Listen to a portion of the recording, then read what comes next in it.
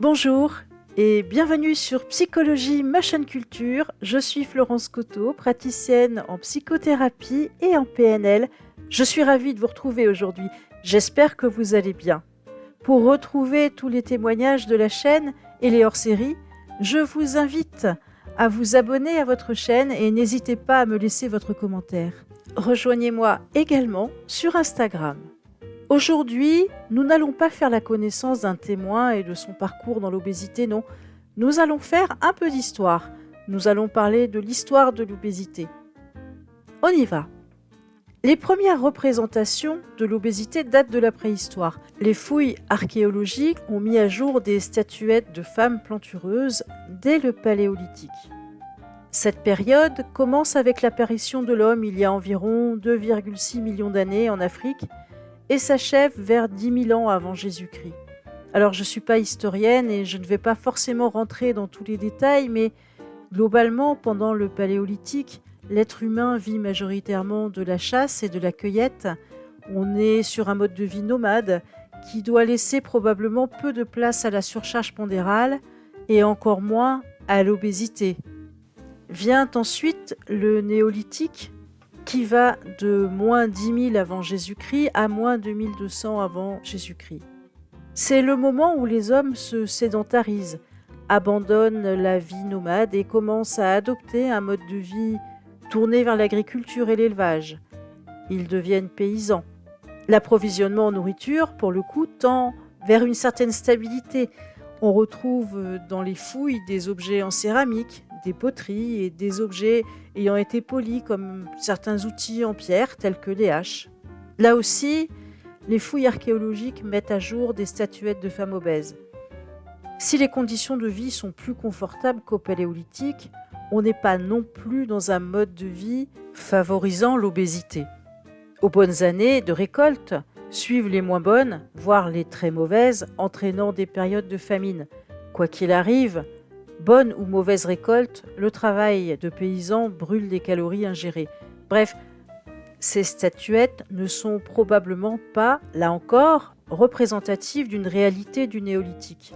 Aujourd'hui, finalement, nous ne savons pas ce que symbolisaient réellement ces statuettes, appelées statuettes de Vénus.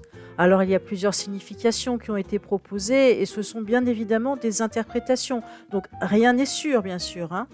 L'une de ces suppositions est que cette statuette représenterait la déesse mère, mais cela pourrait tout aussi bien être un symbole de fécondité féminine en rapport avec la grossesse et la maternité, en soulignant les parties génitales féminines. À moins que ce ne soit simplement la représentation de l'idéal féminin. La statuette Vénus, trouvée en 2008 dans le sud de l'Allemagne, vieille d'environ 35 000 ans, serait la plus ancienne sculpture jamais trouvée.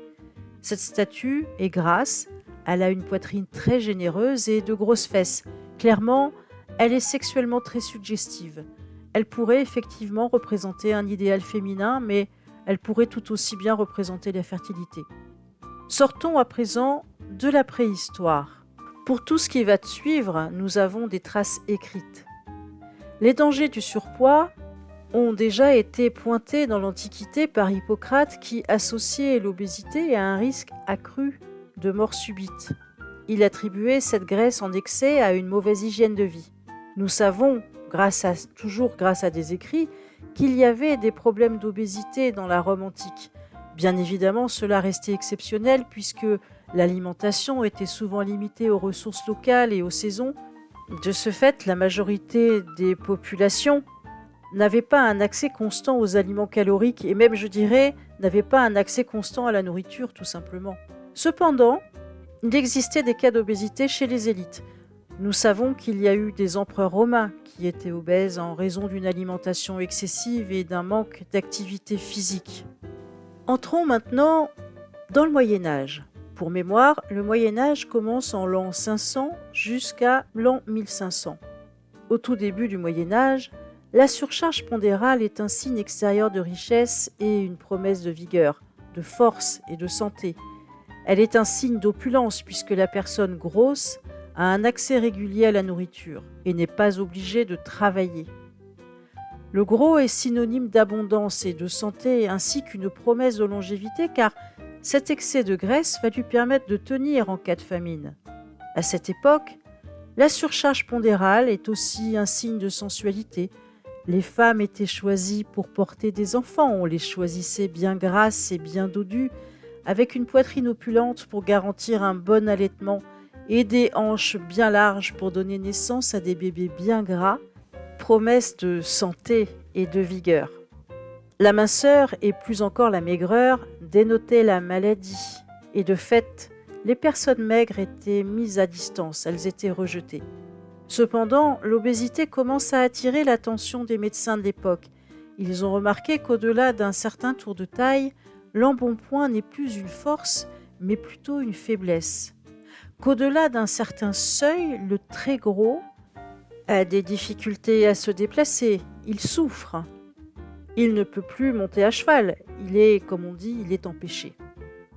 Ils font la relation entre le tour de taille et la fragilité de la santé du patient. Ils commencent alors à mesurer le tour de taille des malades avec une cordelette pour avoir une idée de la dimension à ne pas dépasser. Mais bien sûr, ces mesures ne sont pas mises en corrélation avec la taille du patient. Il y a aussi, au Moyen-Âge, les questions liées à la religion.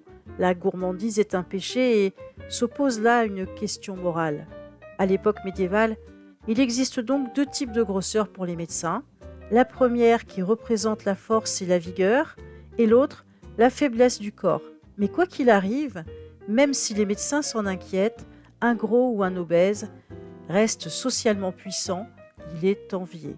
Alors la proposition de la médecine médiévale contre l'obésité est que le trop doit être évacué par la purge, les saigner ou assécher grâce à diverses techniques. Évidemment, en cette période, l'embonpoint ne concerne que les élites, les rois, les nobles, les seigneurs en général, certains marchands, certains banquiers ou ecclésiastiques qui ont un accès régulier à une nourriture grasse et abondante. La majorité de la population étant paysanne, elle n'était pas du tout concernée par les kilos en trop. Le gros reste donc pour la population une figure de puissance et de santé, tandis que le maigre, le décharné, est considéré comme pauvre et malade. Continuons notre voyage dans le temps et nous voici arrivés à la Renaissance, qui commence au XVIe siècle. Il est vrai que c'est la période qui m'intéresse le plus aujourd'hui. Pourquoi ? Parce que depuis cette période, notre inconscient collectif a conservé la même image de l'obésité. À la Renaissance, le sucre fait son apparition dans les classes populaires. Son prix étant devenu abordable, il va peu à peu s'imposer dans les assiettes françaises. La population va vite commencer à prendre du poids, s'épaissir et pour certains, c'est la porte d'entrée vers l'obésité. L'image de la grosseur change. Elle est devenue celle des hommes et des femmes du peuple, des faibles et des pauvres. En revanche, dans les élites, chez les nobles, il faut afficher une silhouette svelte et tonique. Et pas seulement pour les femmes, les hommes aussi sont concernés. Ils doivent également montrer une tonicité du corps. La minceur est à la Renaissance signe de noblesse, d'élégance et de raffinement, ainsi que de jeunesse et de fraîcheur. Pour toujours afficher un galbe valorisant, on va utiliser moult stratagèmes. On va emprisonner et enserrer dans des corsets le corps des femmes et on va ajouter des jupes et des jupons extrêmement volumineux pour accentuer, grâce au contraste, la finesse de la taille. Les hommes, eux, vont porter des ceintures extrêmement serrées pour également présenter une silhouette flatteuse. La surcharge pondérale, longtemps synonyme de richesse, puissance, force et sensualité, est à la Renaissance considérée comme une lourdeur, pas seulement du corps, mais aussi de l'esprit. Le gros est accusé d'être glouton, inutile, sexuellement impuissant, paresseux, ridicule. Il ne sait pas se maîtriser. Il est bête. Quelque part, son apparence lui fait perdre son statut d'humain pour rejoindre celui des animaux.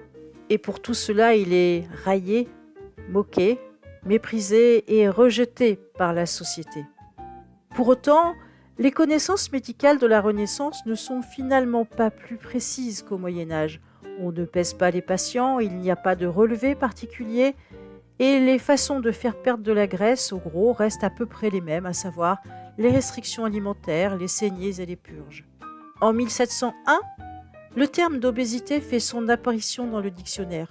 En voici sa définition. Terme médical, état d'une personne trop chargée de graisse ou de chair. Alors, l'apparition d'un mot pour décrire cet état prouve qu'il y a l'émergence d'une nouvelle façon de percevoir le patient en très grande surcharge pondérale. Le fait de classer ce mot en rubrique de médecine fait que cette obésité est déjà considérée comme une maladie. Pour mémoire, j'ouvre une petite parenthèse ici, l'OMS ne va déclarer l'obésité comme une maladie qu'en 1997. Je ferme cette parenthèse. Alors, malgré cette nouvelle perception de l'obésité, en 1725, les autorités françaises rejettent l'idée d'installer un pèse-personne à Paris tout simplement parce qu'elles n'y voient aucun intérêt pour la population. L'obésité est donc toujours définie par l'inconfort produit par trop de graisse. C'était une question d'apparence, de silhouette qui définissait l'obèse. Les patients n'étaient toujours pas pesés ni mesurés. Mais la vue ne suffit pas à quantifier précisément. Alors, même si les balances existent depuis l'Antiquité, c'est au milieu du XVIIIe siècle que l'inventeur anglais John Wyatt crée une balance à fléau romain dont le plateau pouvait supporter le poids d'un homme. L'époque a fait que les médecins allaient enfin avoir la possibilité de quantifier l'obésité. Faisons un immense bond dans le temps pour arriver au XXe siècle. Au début du XXe siècle, un nouvel idéal de beauté féminin apparaît. Les femmes doivent présenter un corps élancé, svelte et athlétique, sans rondeur. Nous sommes loin de la silhouette de la femme charnue au Moyen-Âge qui est prometteuse d'enfants vigoureux. Au XXe siècle, les avancées de la médecine ont mis en évidence que toutes les obésités n'ont pas toutes la même origine, que les obèses ne sont pas plus idiots que la moyenne et qu'ils souffrent physiquement mais aussi moralement de leur état. À ce moment, on a la connaissance de la mesure du corps des patients et les médecins connaissent les comorbidités associées à l'obésité. Grâce à la science, la médecine a fait d'énormes progrès pour quantifier et analyser les problèmes liés à l'obésité et par quels différents moyens les patients entrent dans cette obésité. Alors, que se passe-t-il alors ? Les solutions pour perdre du poids sont proposées, mais elles sont les mêmes qu'à la Renaissance.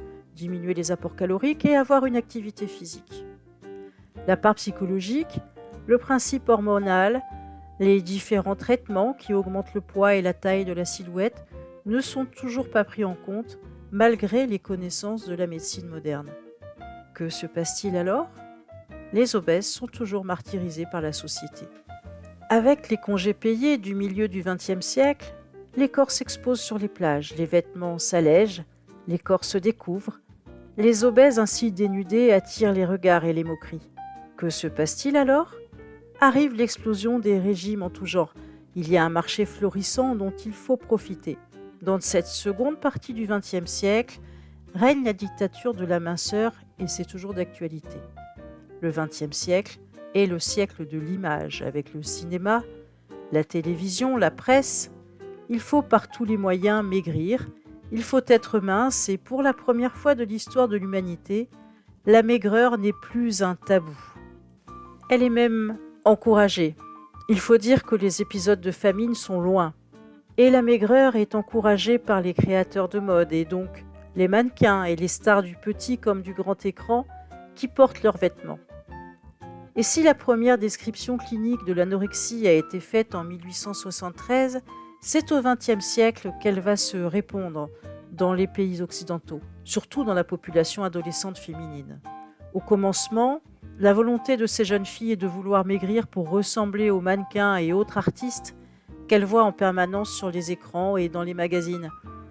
Certaines de ces jeunes filles vont malheureusement devenir accros au contrôle qu'elles exercent sur leur silhouette et pour certaines, malgré un soutien psychologique, elles ne seront pas en mesure de reprendre une alimentation acceptable de peur d'être grosses. Bizarrement, pour notre société, si depuis la Renaissance une personne obèse est ridicule et pitoyable, si cette personne obèse a perdu le droit à la dignité, il se trouve que depuis la seconde moitié du XXe siècle, l'image de la maigreur a bien changé. Le maigre, le décharné, considéré auparavant comme faible et triste, devient l'objectif à atteindre pour ressembler aux idoles du moment. L'anorexie est considérée par cette même société qui méprise les obèses comme une réelle souffrance du patient c'est une personne qui a besoin d'aide. Globalement, l'obèse est toujours considéré comme à peine humain alors que l'anorexique a besoin d'aide et de compassion. La souffrance des obèses, elle, n'est toujours pas prise en compte. Après tout, si l'obèse ne veut plus être rejeté par la société, il n'a qu'à faire un effort, il n'a qu'à être moins glouton, moins gourmand et se mettre au régime. Il doit se maîtriser. L'obésité dans les médias est accusée de mettre notre sécurité sociale en déficit. Elle fait pencher la balance du mauvais côté, une fois de plus. Mais pourquoi ne pas parler des rayons de gadgets coupe-faim, des médicaments, des poudres de perlimpinpin vendues en grande surface ou en pharmacie, qui sont censés faire perdre du poids et qui enrichissent toutes sortes de laboratoires? Pourquoi ne jamais parler des budgets colossaux dépensés chaque année chez les nutritionnistes, les diététiciens et autres professionnels de l'alimentation? Si vous avez écouté les témoignages que je partage avec vous depuis quelques mois, vous vous rendez compte que la grossophobie à laquelle sont confrontés tous les obèses ou presque commence en tout premier lieu dans leur propre famille, transformant le foyer protecteur en lieu d'agression verbale. C'est l'endroit où les parents deviennent les bourreaux de leurs enfants. L'enfant en surpoids va être jugé, condamné au sein même de sa propre famille. L'enfant qui subit des moqueries ou du harcèlement à l'école sait qu'il ne trouvera aucun soutien dans son foyer. Il n'a qu'à maigrir pour être aimé. L'enfant obèse n'aura donc aucun lieu de répit. La vision d'un obèse fait rire, déclenche l'agressivité. Je me souviens d'une femme obèse qui disait être allée faire une mammographie de contrôle avec toute la gêne qu'une femme à moitié dénudée peut ressentir devant un médecin et avec les complexes de l'obésité en plus. Après cet examen, le médecin lui a fait une échographie des seins. Il a étalé le gel conducteur sur sa peau et l'examen terminé, il a déchiré un morceau d'essuie-tout, l'a froissé et a commencé à essuyer le gel sur le torse de sa patiente en lui disant « C'est comme si je bouchonnais une jument ». La patiente, en état de choc, lui a bredouillé un pauvre « Je ne suis pas une jument ». Le médecin n'a pas réagi, elle est sortie de la salle de radiologie, a attendu à la réception pour payer son bourreau et n'a plus fait de mammographie pendant des années. La grossophobie à l'embauche, dans la rue, dans les magasins, chez les médecins, aucune agression subie par l'obèse ne sera suivie de sanction. Il faudrait pour cela qu'il y ait un dépôt de plainte, mais les obèses se taisent. Ils ont honte de ce qu'on leur a dit, honte de ce qu'on leur a fait, honte de ce qu'ils sont. Ils subissent silencieusement les harcèlements et les agressions répétées que notre société valide par son silence, parce que qui ne dit mot consent. Aujourd'hui, quand on entend parler d'obésité dans les médias, on nous dit que c'est une épidémie. Les gros envahissent la planète? Il est vrai qu'il y a plus de personnes en surcharge pondérale. D'ailleurs, depuis 2010, il y a plus d'obèses dans le monde que de gens souffrant de malnutrition. Mais d'où viendrait l'obésité? Je suis allée voir ce qu'en dit Amélie, le site de la CPAM, et je vous engage à aller lire ce qui est noté sur l'obésité. Bon, il y a toujours plein de chiffres, mais pour une fois, les causes de l'obésité sont répertoriées et on y voit les traitements médicaux divers, on y voit des maladies hormonales ou pas, des problèmes liés au psychisme, etc. Enfin, l'obésité n'est pas seulement liée à un manque de maîtrise d'une personne gourmande qui mangerait trop et ne bougerait pas assez. Et enfin, pour terminer, je voudrais évoquer la place de l'obèse dans notre société. Parmi toutes les personnes qui sont venues vers moi pour témoigner, pas une se demandait si elle était obèse, toutes le savaient. Leur reflet dans le miroir, les moqueries à l'école, les moqueries protégées par le silence des enseignants, le rejet de leurs parents, la cruauté et le refus de soigner des médecins, le refus des commerçants dans les magasins de vêtements, toutes ces humiliations sont leur quotidien. Ces personnes se savent obèses. Et pourtant, ce sont des gens qui, pour la plupart, travaillent, consomment, comme finalement les personnes qui ne sont pas concernées par l'obésité. Par contre, ils ne sont pas ou très peu représentés dans les médias. Ou alors, s'ils le sont, ils seront encouragés à faire rire. Un gros, ça doit faire rire, ça doit être rigolo.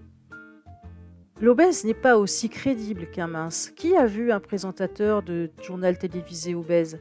Les rares acteurs en surcharge pondérale ou animateurs de télévision font la une de toute la presse lorsqu'ils atteignent la minceur, le Graal de tout gros. On veut connaître leur méthode, on veut voir leur nouveau corps. Ils sont félicités, ils sont des modèles à suivre. Ils sont devenus beaux et en achetant leurs livres, les obèses du peuple vont pouvoir faire comme eux. Malgré cette dictature de la minceur, cela fait quelques années que deux marques font appel dans leur publicité à des acteurs plus ou moins en surpoids, Dove et Always. Mais nous sommes bien d'accord que ce n'est ni en se savonnant, ni en utilisant une serviette hygiénique que l'on prend du poids. Pourrions-nous imaginer une publicité pour un produit amincissant, une crème ou des comprimés, utilisés par une personne obèse ? Non, dans ce type de publicité, vous verrez toujours une jeune femme athlétique s'enduire de crème amincissante. Peut-être qu'elle est en fin de tube après tout lors du tournage. De la même manière, les publicités pour les fast-foods. Il y en a énormément toute l'année et sur tous les supports. Quelqu'un a-t-il vu en surcharge pondérale ou en obésité dans ces publicités ? Non, et probablement parce que les acteurs qui y jouent se sont auparavant enduits de la crème amincissante de la pub dont je vous parlais tout à l'heure. Tout comme les acteurs des publicités de nourriture allégée ou de soda, l'image d'une marque, de malbouffe ou pas, ne veut pas être associée à l'obésité. Même les pubs Weight Watchers montrent des gens en fin de parcours de régime. En fait, c'est comme si les obèses n'existaient pas. On s'adresse à eux, on leur parle, mais on ne les montre pas. Ils ne sont quasiment jamais représentés alors qu'on leur reproche d'envahir la planète. On leur vend du bonheur minceur, on ne veut pas les voir, ou alors seulement quand ils auront maigri, quand ils auront fait l'effort de ne plus être des gloutons, quand ils auront dépensé de l'argent pour maigrir, quand ils se seront investis. Dites-moi ce que vous avez pensé de cet audio, ça m'intéresse d'avoir votre point de vue. Comment percevez-vous l'obésité ? Je vous remercie d'avoir écouté cet audio et nous n'allons pas nous retrouver la semaine prochaine. Je vais faire une petite pause parce que je travaille sur une autre série de témoignages que je vous livrerai très bientôt, le parcours de victimes de pervers narcissiques. J'ai hâte de vous faire découvrir tous ces témoignages, la façon dont ces personnes se sont sorties de la toile tissée par leurs conjoints, supérieurs hiérarchiques ou parents. Abonnez-vous à votre chaîne pour que nous nous retrouvions donc dans quelques semaines. Et moi je vous dis, prenez soin de vous et à très bientôt.